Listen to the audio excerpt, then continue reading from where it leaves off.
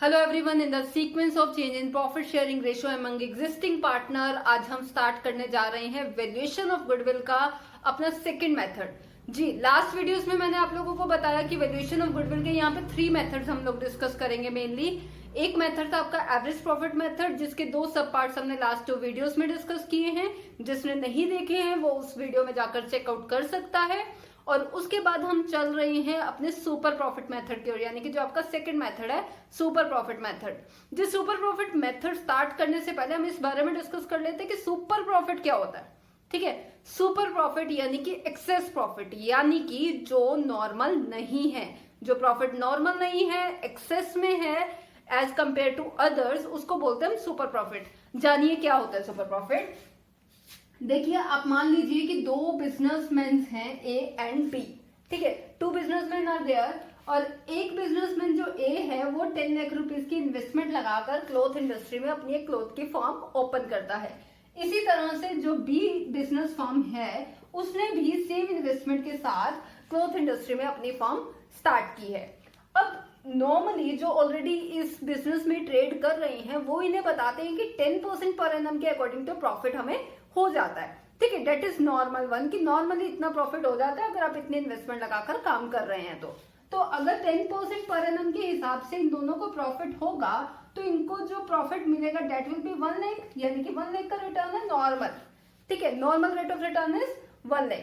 अब मान लीजिए कि ए बिजनेसमैन ऐसा है जिसकी गुडविल मार्केट में बहुत अच्छी है और उसकी वजह से उसको जो रिटर्न मिल रहा है वो 10% की बजाय 15% है, यानी कि नॉर्मल से ज्यादा है। अगर 15% मिलेगा तो उसको 1,50,000 रुपीज का रिटर्न मिल रहा है ऑन 10 lakhs। ठीक है, 10 lakhs के इन्वेस्टमेंट में कितना कमाया, 1,50,000, जो कि नॉर्मल से ज्यादा है। अब जो ये नॉर्मल से ज्यादा है दैट इज 50,000, ये होता है आपका सुपर प्रॉफिट। सुपर प्रॉफिट यानी कि एक्सेस प्रॉफिट, जो एक्चुअल प्रॉफिट आप कंपेयर करेंगे नॉर्मल प्रॉफिट से, then you will get the super profit. और इसी के बेसिस पे हम सुपर प्रॉफिट के बेसिस पे गुडविल निकालनी सीखेंगे।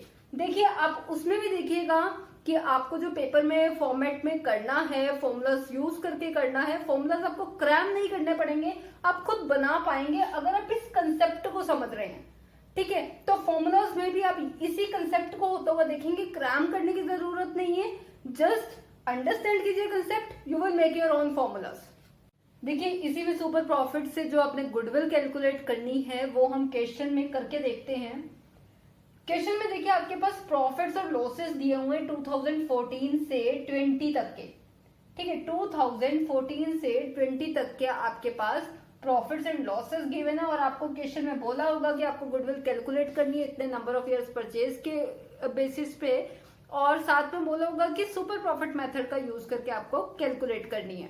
ठीक है, तो जब वो सुपर प्रॉफिट मेथड की बात कर रहे हैं तो मैंने अभी आपको स्टार्टिंग में समझाया कि सुपर प्रॉफिट क्या होता है, एक्सेस प्रॉफिट। देखिए, अगर तो आपको एक ही साल का एक्चुअल प्रॉफिट दिया हुआ है तो आप इजीली निकाल सकते हैं नॉर्मल प्रॉफिट और एक्चुअल प्रॉफिट का डिफरेंस। बट अगर आपको डिफरेंट ईयर्स के प्रॉफिट्स दिए हुए हैं तो इन दैट केस अगर आपको एवरेज प्रॉफिट के बेसिस पे निकालना है तो आपका जो एक्चुअल प्रॉफिट होगा वो आपका एक्चुअल एवरेज प्रॉफिट होगा। ठीक है, तो मतलब जो आप एवरेज प्रॉफिट निकालेंगे वही आपका एक्चुअल प्रॉफिट माना जाएगा। अब देखिए, करते हैं उसी कंसेप्ट के हिसाब से अपने आप फॉर्मूला बनाना। देखिए कैसे बनेगा। सबसे पहले बच्चों, एवरेज प्रॉफिट यानी कि जो आपको एक्चुअल प्रॉफिट चाहिए हम वो निकाल लेते हैं। अब एवरेज प्रॉफिट निकालने के लिए, एवरेज का मतलब आप लोगों को पता है क्या होता है, तो एवरेज प्रॉफिट निकालने के लिए आपको क्या करना है, जो भी ये प्रॉफिट और लॉसेस आप लोगों के पास क्वेश्चन में दिए हुए हैं, इन्हें जो लॉसेस हैं वो आप माइनस कर लीजिएगा और जो आपके पास प्रॉफिट्स हैं उन्हें ऐड कर दीजिएगा।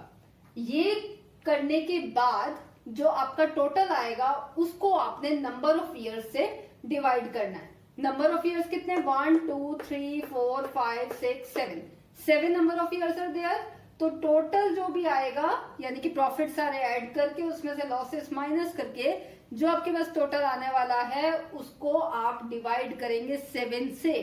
क्यों? क्योंकि आप एवरेज प्रॉफिट निकालना चाहते हैं। एवरेज प्रॉफिट यानी कि एक औसत, यानी कि एक नॉर्मल लेवल पे प्रॉफिट कितना होगा। तो एक्चुअल एवरेज प्रॉफिट हम निकाल लेते हैं कि हमारी जो फर्म है उसमें एक्चुअल एवरेज प्रॉफिट कितना हो रहा है। तो जल्दी से आप इसको कैलकुलेट कीजिए और आपके पास आएगा टोटल प्रॉफिट यहाँ पे 10,50,000 10,50,000। और जैसे कि मैंने बताया कि नंबर ऑफ इयर्स जो हैं आपके प्रॉफिट्स के, आप उससे डिवाइड करते हैं। तो जब नंबर ऑफ इयर्स से इसको डिवाइड करेंगे then you will get 1,50,000 here. तो ये जो आपके पास आया है ये आपके पास अभी एक्चुअल एवरेज प्रॉफिट है। ठीक है, उसके बाद याद कीजिए हमने कंसेप्ट में क्या सीखा था कि जो एक्चुअल प्रॉफिट है हम क्या करते हैं, उसका नॉर्मल प्रॉफिट से डिफरेंस निकालते हैं कि नॉर्मली कितना होता है। अब नॉर्मल प्रॉफिट से डिफरेंस निकालने के लिए हमें कैपिटल चाहिए कि इन्वेस्ट कितने की थी। तो कैपिटल इन्वेस्ट कितनी हुई है 12 lakh. Normal rate of return उस पर हमें कितना मिलता है 10%।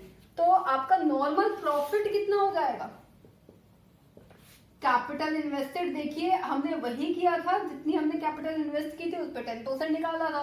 तो अब यहाँ पे फॉर्मूला भी आपका वही बन गया, capital invested into rate of return, यानी कि जो नॉर्मल रेट ऑफ रिटर्न है वो डिवाइडेड बाय 100। ठीक है, तो फॉर्मूले को क्रैम करना जरूरी नहीं है बट कंसेप्ट को समझना यहाँ पे जरूरी है।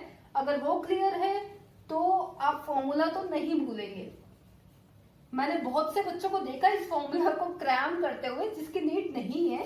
तो अब यहां से आपका देखिए नॉर्मल प्रॉफिट आ जाएगा 1,20,000। ठीक है, तो आप समझ पा रहे हैं कि यहाँ पे जो नॉर्मली फर्म्स अर्न करती हैं वो 1,20,000 का प्रॉफिट अर्न करती हैं, लेकिन जो ये आपकी फर्म अर्न कर रही है वो कितना प्रॉफिट अर्न कर रही है 1,50,000 का। तो यहाँ पे आपका जो सुपर प्रॉफिट है वो आ रहा है। ठीक है, तो सुपर प्रॉफिट निकालने के लिए आप क्या करते हैं, फॉर्मूला जरूरत है नहीं ना, कंसेप्ट के बेसिस पे हो सकता है। तो यहाँ पे आप क्या करोगे, एवरेज प्रॉफिट में से यानी कि जो आपका एक्चुअल प्रॉफिट है उसमें से नॉर्मल वाला माइनस हो जाएगा and you will get your super profit. तो 150 में से 1,50,000 में से 1,20,000 जब आप माइनस कर देंगे then that 30,000 will be your super profit. ठीक है, तो ये तो इजी है, 30,000 आपके पास सुपर प्रॉफिट आ गया।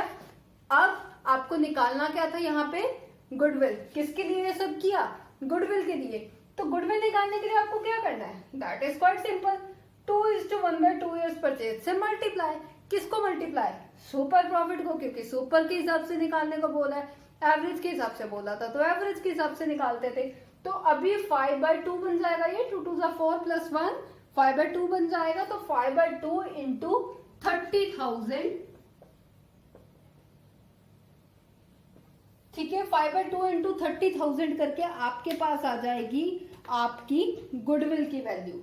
ठीक है, तो जल्दी से निकाल लीजिए 5/2 इंटू 30,000 करके आपके पास गुडविल की जो वैल्यू आएगी दैट विल बी ₹75,000।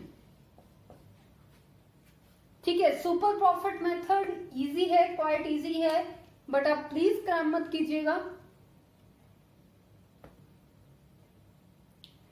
इसमें एक अपोजिट कंसेप्ट भी है जहां पे आपको ऑलरेडी गुडविल दी होती है और आपको एवरेज प्रॉफिट निकालना होता है।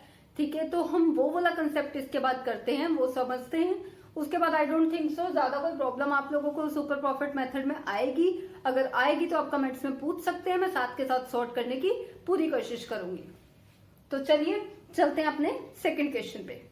देखिए, जो आपका सेकंड क्वेश्चन है वो आपका कुछ ऐसे दिया हुआ है कि जो गुडविल ऑफ द फर्म है उसकी वैल्यू उन्होंने बता दी आपको कि ₹36,000 है, और वो निकाली कैसे, इन्होंने 36,000 at 3 years purchase of super profit, यानी कि जो भी सुपर प्रॉफिट आया होगा उसको 3 से मल्टीप्लाई किया और फिर ये गुडविल आ गई।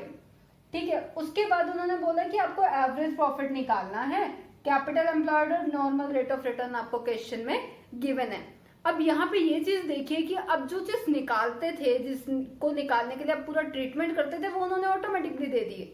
ठीक है, अब आपसे बीच का कोई पार्ट पूछ रहे हैं, अब वो निकालने के लिए देखिए गुडविल दी हुई है ना, तो गुडविल का फॉर्मूला क्या होता है, सबसे पहले तो वहां चलते हैं। गुडविल का फॉर्मूला आप क्या लगाते हैं, super profit into number of years purchase.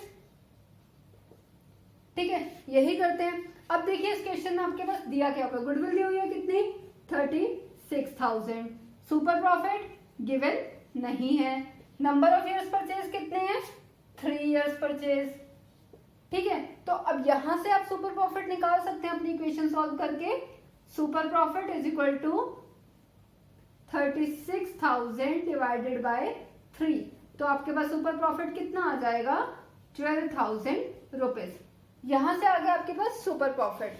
अगर आपको याद हो तो एवरेज प्रॉफिट जो है उसका जो यूसेज होता था आपके किस फॉर्मूला में होता था, जब आप सुपर प्रॉफिट निकालते थे। ठीक है, तो आपका सिंपल सा जो ये फॉर्मूला था सुपर प्रॉफिट निकालने का वो क्या था, average profit minus normal profit. ठीक है, ये था। अब देखिए अगर क्वेश्चन में आपके पास आप सुपर प्रॉफिट निकाल चुके हैं और अगर आप नॉर्मल प्रॉफिट में निकाल पाए तो ये वाली वैल्यू आप इजीली निकाल पाएंगे उन दोनों की हेल्प से। ठीक है, तो करते हैं हम। सबसे पहले सुपर प्रॉफिट हमारे पास आ चुका है, लिख दीजिए इधर 12,000। अब एवरेज प्रॉफिट तो हमें निकालना है, नॉर्मल प्रॉफिट अभी निकाल लेते हैं सो दैट हम एवरेज कैलकुलेट कर पाएंगे। देखिए नॉर्मल प्रॉफिट निकालने के लिए आपको क्या करना है, ये दो चीजें आपकी यूज होंगी। कैपिटल एम्प्लॉयड यानी कि कैपिटल कितनी इन्वेस्ट की गई है बिजनेस में, डेट इज 1,90,000, और जो आपके पास नॉर्मल रेट ऑफ रिटर्न है वो है 15%। तो अब जल्दी से नॉर्मल प्रॉफिट निकालिए, कितना आएगा आपके पास 1,90,000 का इंटू 15/100। ठीक है, तो जब 15/100 आप करेंगे तो आपके पास कितना आ जाएगा, जल्दी से कैलकुलेट कीजिए नॉर्मल प्रॉफिट, डेट इज 28,500। जी हाँ, 1,90,000 इंटू 15/100 इज 28,500 रुपीज। अब आपके पास नॉर्मल प्रॉफिट आ चुका है 28,500, सुपर प्रॉफिट आपने पहले निकाल लिया था, डेट वॉज 12,000। तो अभी इस फॉर्मूले का यूज करके आप क्या कर सकते हैं कि ये वाला माइनस में है ना इधर, तो इक्वल की इधर ले जाएं तो ये क्या हो जाएगा प्लस में हो जाएगा। तो एवरेज प्रॉफिट आपका क्या आ जाएगा 12,000 प्लस 28,500। ठीक है, तो इन दोनों का जो टोटल होगा दैट विल बी योर 40,500, और जो ये 40,500 आएगा आपके पास that is your average profit. ठीक है, सिंपल सा था, मैंने कुछ ज्यादा डिफरेंस क्रिएट नहीं किया है, बस जो आपको वैल्यू निकालनी होती थी वो उन्होंने पहले दे दी तो हमने क्वेश्चन ही उल्टा स्टार्ट कर दिया। ठीक है, तो अल्टीमेटली आप उस वैल्यू पे पहुंच जाएंगे।